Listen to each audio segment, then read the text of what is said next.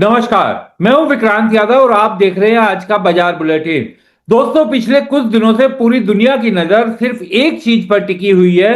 वो है अमेरिका और ईरान के बीच युद्ध का खतरा टले, किसी तरीके से दोनों देशों के बीच समझौता हो। अब ऐसा लग रहा है कि वो घड़ी आ सकती है, क्योंकि अमेरिकी राष्ट्रपति डोनाल्ड ट्रंप ने ये कहा है कि अमेरिका और ईरान के बीच समझौता फाइनल स्टेज पर है। और एक खबर यह भी है कि पाकिस्तान के सेना प्रमुख जनरल आसिम मुनीर तेहरान के दौरे पर गए हुए हैं और वहां पर डील को फाइनलाइज करने में, रूपरेखा तैयार करने में मदद कर रहे हैं। हालांकि ट्रंप पर पूरी तरीके से भरोसा नहीं किया जा सकता, लेकिन अमेरिका जैसे देश के वो राष्ट्रपति हैं, तो उनकी बात को सुनने के अलावा कोई और चारा भी नहीं है। तो आप ये समझिए कि अगर ये डील हो जाती है तो इसका सिर्फ मिडल ईस्ट का असर नहीं पड़ेगा, बल्कि तेल, सोना, डॉलर, शेयर बाजार और आम आदमी की जेब तक इसका असर पहुंचेगा और दुनिया भर के आम आदमियों तक इसका असर पहुंचेगा।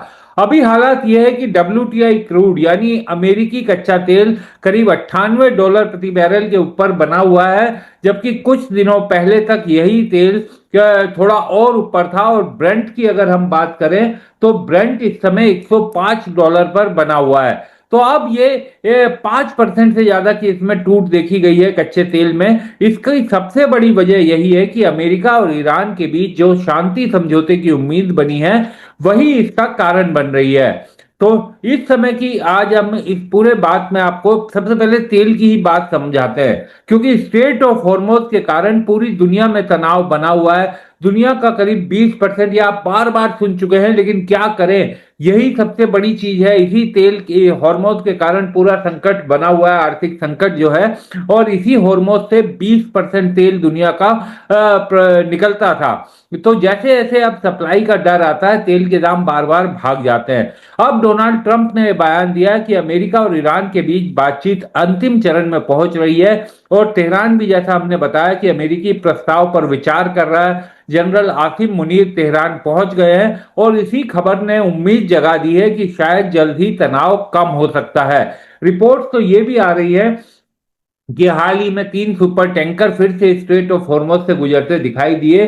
कुछ टैंकर भी वहां से गुजरते दिखाई दिए, यानी बाजार को संकेत मिला कि समुद्री रास्ता धीरे धीरे खुल सकता है। हालांकि ईरान ने इन टैंकर को गुजरने के लिए वो जो टोल टैक्स लगाता है हर टैंक पर 18 करोड़ रुपए के करीब, वो उसने जरूर वसूला होगा।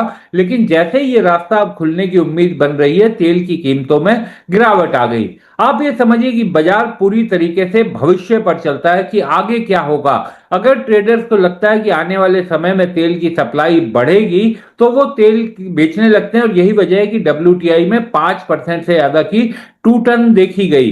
हालांकि तेल अभी पूरी तरह से शांत नहीं हुआ है, बल्कि एक बड़ी समस्या बाकी है। अब आप ये मान लीजिए कि कल से अगर सारी शिपिंग सामान्य हो जाती है, समझौता हो जाता है, सारी शिपिंग सामान्य हो जाती है, तब भी फारस की खाड़ी से तेल दुनिया के बड़े देशों तक पहुंचने में करीब 2 महीने लगेंगे और उसकी सप्लाई तुरंत सामान्य होती हुई नहीं दिखाई दे रही। यही कारण है कि तेल अभी भी $98 के ऊपर टिका हुआ है। अब सबसे बड़ा सवाल यह आता है कि अगर तेल नीचे आता है तो सबसे बड़ा फायदा किसे होगा। तो इसका तो सीधा जवाब है कि दुनिया भर के सेंट्रल बैंकों को इनका फायदा होगा, क्योंकि तेल महंगा होता है तो ट्रांसपोर्ट महंगा होता है, फैक्ट्री लागत बढ़ती है, बिजली महंगी होती है और आखिरकार महंगाई बढ़ती है, जो इन दिनों आप अपने घरों के बजट में देख रहे होंगे। खाने पीने की चीजों से लेकर के तमाम चीजों के दाम बढ़ चुके हैं और स्थिति अगर यही रही तो आने वाला समय बहुत संकट का हो सकता है। अब गोल्ड, डॉलर और ब्याज दरों की पूरी कहानी तेल के साथ जुड़ गई है। और थोड़ी सी बात अब सोने की करते हैं, क्योंकि आमतौर पर यह देखा जाता था कि जब भी दुनिया में तनाव बढ़ता था तो लोग सुरक्षित निवेश की तरफ भागते थे और सोने को सबसे सेफ हेवन माना जाता रहा है। लेकिन इस बार दिलचस्प यह है कि इस समय सोना 4550 के ऊपर बना हुआ है। इस समय बाजार ये भी देख रहा है कि आगे आने वाले समय में अमेरिकी ब्याज दरें क्या रहेंगी। अगर तेल नीचे आता है, महंगाई घटती है, तो उम्मीद ये बनती है कि केंद्रीय बैंक ज्यादा सख्ती नहीं करेंगे, यानी ब्याज दरें तेजी से नहीं बढ़ेंगी। और जब लोगों को लगता है कि ब्याज दरें स्थिर रहेंगी, तो सोने को उसका सपोर्ट मिलता है, क्योंकि सोना ब्याज नहीं देता। इसलिए जब भी बैंक की ब्याज दर बढ़ती है, तो लोग सोने से पैसा निकालकर बॉन्ड्स और बैंकिंग इन्वेस्टमेंट में डालने लगते हैं। लेकिन अगर ये रेट स्थिर रहे, तो सोना आकर्षक बना रह सकता है। और इसके इस समय भी कहा जा रहा है कि सोना और चांदी दोनों ही बुलिश है। यानी इस समय बाजार में दो भावनाएं एक साथ चल रही है, एक तरफ शांति की उम्मीद, दूसरे तरफ भविष्य की आर्थिक अनिश्चितता। और यही कारण है कि गोल्ड मजबूत बना हुआ है। चांदी की भी हम बात करें तो चांदी भी करीब 75.72 पर बंद हुई, और चाइना में करीब $10 ऊपर उसका भाव है। हालांकि चाइना में चांदी पर भी वही कहा जा रहा है कि बुलिश तो है, लेकिन कब तक ये दबाव बना रहेगा, ये देखने वाली बात है। थोड़ी सी बात डॉलर की करना जरूरी है, क्योंकि डॉलर इंडेक्स पर काफी कुछ चीजें टिकी हुई हैं। अमेरिकी डॉलर इंडेक्स हाल के 6 हफ्तों के सबसे ऊंचे स्तर पर पहुंच गया था, लेकिन अब उसमें कमजोरी देखने को मिल रही है, और ये करीब 99.15 के स्तर पर है। और ये 100 से ऊपर पहुंच गया था, अगर आप ध्यान रखें तो अब ये इसमें जो गिरावट है, क्योंकि जब भी दुनिया में डर बनता है, तो निवेशक डॉलर खरीदते हैं, और डॉलर को दुनिया की सबसे सुरक्षित करेंसी माना जाता है। लेकिन जैसे जैसे अब ईरान अमेरिका समझौते की उम्मीद बढ़ी है, तो बाजार में रिस्क लेने की भावना भी बढ़ी है, और कमजोर हेवन डॉलर की मांग थोड़ी कमजोर हुई है। साथ ही तेल गिरने से महंगाई का डर भी थोड़ा कम हुआ है, और बाजार को लगा है कि शायद अमेरिकी फेडरल रिजर्व पर ब्याज दर बढ़ाने का दबाव कम होगा, और इसी वजह से डॉलर इंडेक्स थोड़ा फिसला है। हालांकि अभी देखना होगा, क्योंकि अभी जब तक समझौता हो न जाए इस युद्ध में, कई बार देखा गया कि कहा गया कि युद्ध अब समाप्त होने वाला है, समझौता होने वाला है, लेकिन फिर बात कहीं ना कहीं बिगड़ गई।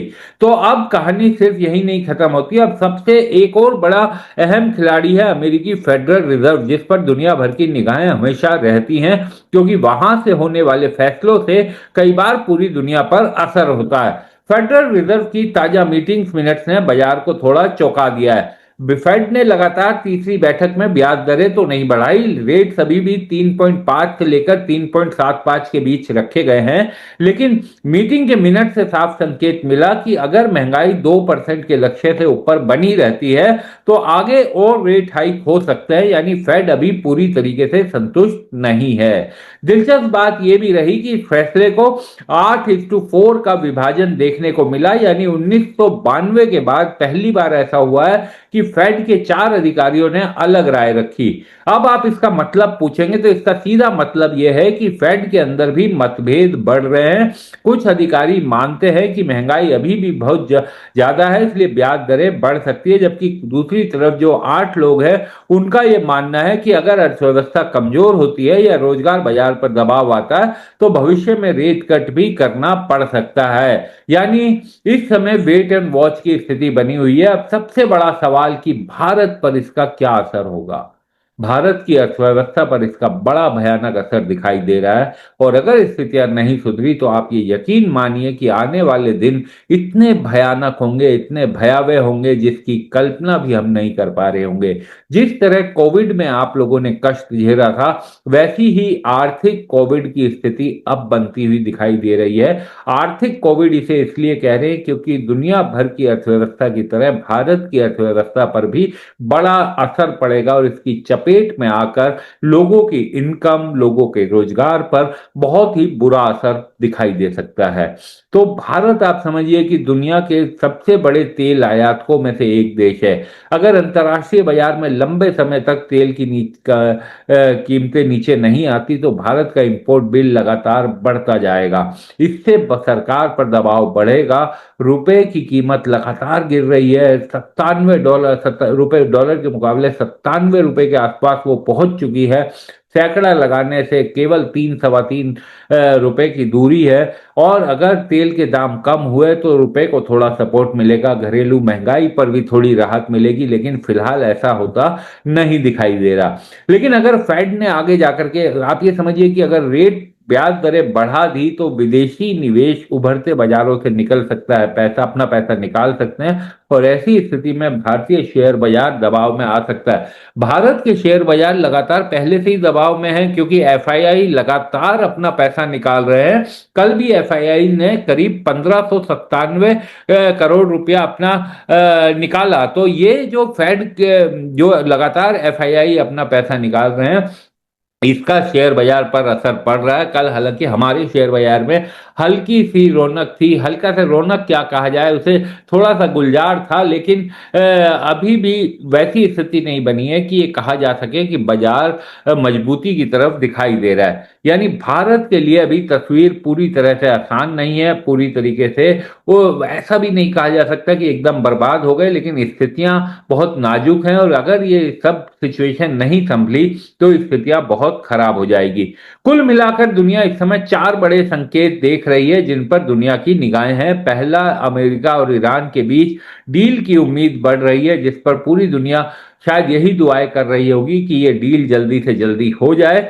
दूसरा, तेल बाजार में सप्लाई सुधार की संभावना बन जाए किसी तरीके से। तीसरा, महंगाई को लेकर दुनिया भर का डर थोड़ा कम हो, इस पर कंट्रोल पाया जा सके। और चौथा, फेड के रुख में अभी कोई क्लैरिटी नहीं आई है। यानी आने वाले कुछ दिन ग्लोबल मार्केट्स के लिए बेहद अहम रहने वाले हैं। अगर ये डील सफल हो गई तो तेल में गिरावट आ सकती है जैसा हमने बताया, और अगर ये बातचीत टूटी और कोई रास्ता नहीं निकला तो मिडल ईस्ट का तनाव बढ़ेगा, तेल फिर से तेजी से ऊपर बढ़ेगा।